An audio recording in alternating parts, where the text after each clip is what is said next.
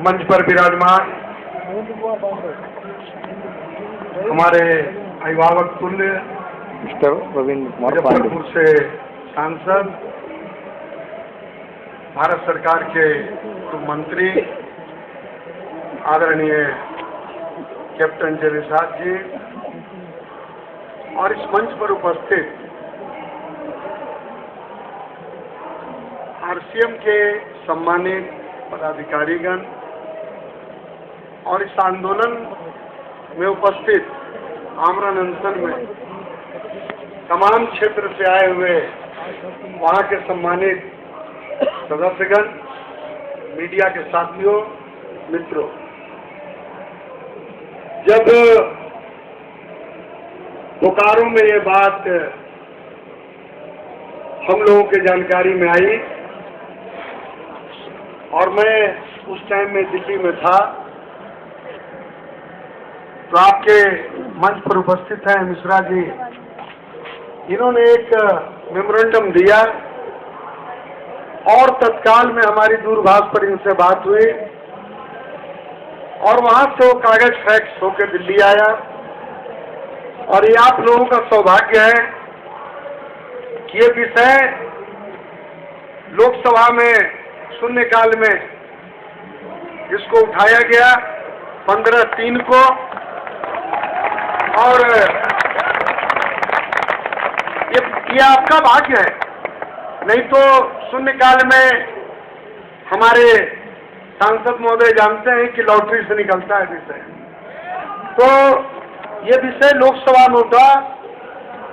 और अगर इसकी जानकारी आप लोगों को है तो ठीक है, नहीं तो बोलिए तो मैं पढ़ के इसको चाहता हूँ। पहला कि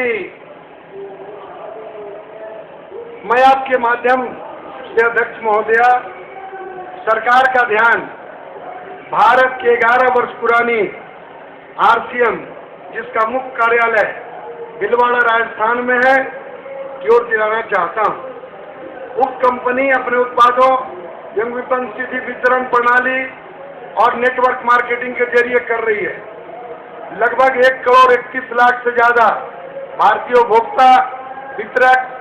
इसका लाभ ले रहे हैं और स्वरोजगार के तहत कार्य कर रहे हैं। सबसे बड़ी बात है कि दिनांक 9/2/2011 को बिना किसी सूचना के हवाला देते हुए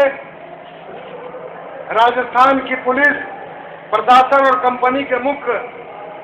सर्वर, मुख्य कार्यालय, उत्पादन इकाई, गोदाम, सारे बैंक खाते सीज कर दिए गए, जबकि 20/12/2002 को लोकसभा में माननीय सदस्य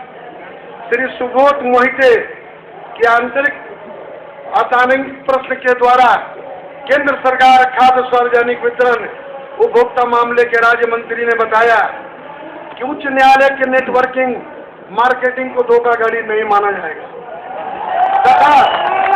क्योंकि यह सरकार सुप्रीम कोर्ट से भी ऊपर है वर्तमान की, और देश में sale of goods act 1930, the India contract act 1972 तथा उपभोक्ता संरक्षण अधिनियम 1986 वाले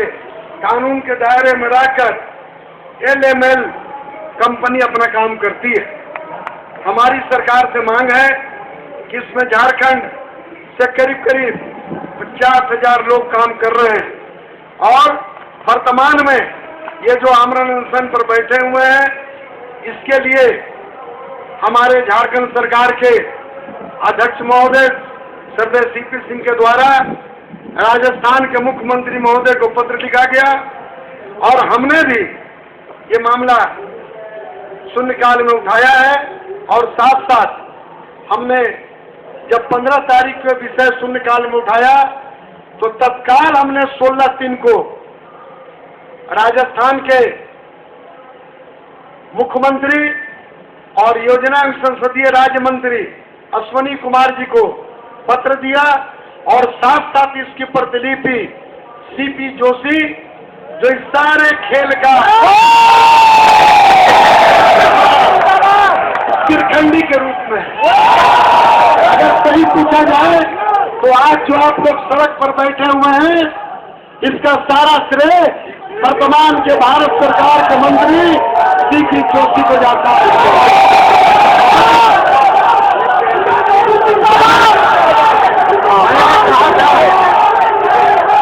मैंने कल सायंकालीन मैंने इस पत्र का copy parliament affairs minister Bansal ji को भी हमने दिया है और हमने कहा है कि ये जो आपके नजर में चिंगारी है, ऐसा नहीं हो कि आग आपके घर तक पहुंचे। और हमने यही कहा है कि अगर समय रहते इसका निष्पादन नहीं किया गया, किसी को भी अगर जल्लाद भी फांसी देता है तो पूछता है कि तेरा अंतिम ख्वाहिश क्या है, तो सीधे सीधी सड़क पर बैठा दिया गया। ये वर्तमान की सरकार और वर्तमान की व्यवस्था लोगों को रोजगार देने में फेल है और इसी का नतीजा है कि जो रोजगार मिल रहा है वो भी लोग बेरोजगार होकर सड़क पर बैठे हुए। स्थिति ये बन गई है क्योंकि इसमें न तो सरकार को 1 रुपया लग रहा है और न ही सरकार को कोई योजना का कोई लाभ मिल रहा है, बल्कि आप लोगों का कमाई, इस कंपनी का कमाई के तहत करोड़ों रुपया भारत सरकार को टैक्स के रूप में मिल रहा है। तो सवाल उठता यह है कि हमारा सांसद महोदय से आग्रह होगा, मित्रों ये मंच है, इसको थोड़ा सा आप लोग दूसरे ढंग से न ले लेंगे। हम लोग यहाँ पर जो विषय कर रहे हैं, मेरा सांसद महोदय से आग्रह है, मैं भी रहूंगा साथ में, और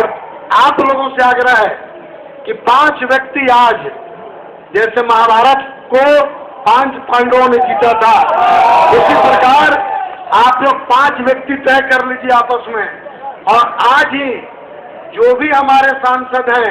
झारखंड, बिहार, महाराष्ट्र, उत्तर प्रदेश, उनके घर में 2-2 मिनट जाके मिलिए और उनसे आग्रह पूर्वक कहिए कि कल का प्रश्नकाल बाधित किया जाए और आपके हक में फैसला। तभी हम लोगों को यहाँ पर बोलने का अधिकार है, आने से यहाँ बोलने से क्या फायदा। विषय है कि आपके हक हुकूक की लड़ाई है और जब कल प्रश्नकाल बाधित होगा तब ये सरकार के कान में जू रेंगेगी, अदरवाइज इसका कोई लाभ आपको नहीं मिलेगा। और निश्चित रूप से अगर जब आप लोग टीवी में देखते होंगे कि 2-3 सांसद जबरदस्ती आके स्पीकर के सामने हल्ला करते हैं, आप कोई विषय आ जाता है, तो हम लोग अगर 15 सांसद भी वहां इस विषय को रखें तो पूरा मैच आपके तरफ घूम जाएगा। बातों के साथ आपने जो मुझको यहाँ बुलाया, इसके लिए मैं अपनी ओर से धन्यवाद देता हूँ और निश्चित रूप से हम आपके साथ हैं। जरूरत पड़ा तो मैं यहाँ भी बैठने के लिए इन्हीं सब बातों के साथ बहुत बहुत धन्यवाद। तो सबका इतना ही कहना चाहेंगे कि ये आभार पहली बार एहसास हुआ कि कितनी करीबी से आपने हमारे मुद्दे को समझा, हमारे दर्द को समझा। हम सब लोगों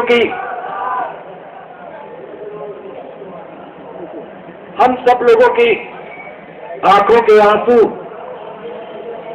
आपका आभार व्यक्त करना चाहते हैं। आपने मजबूती से हमारी बात को रखा और यकीन दिलाया कि केवल ये भाषण, ये शब्द नहीं, एक्शन होना चाहिए।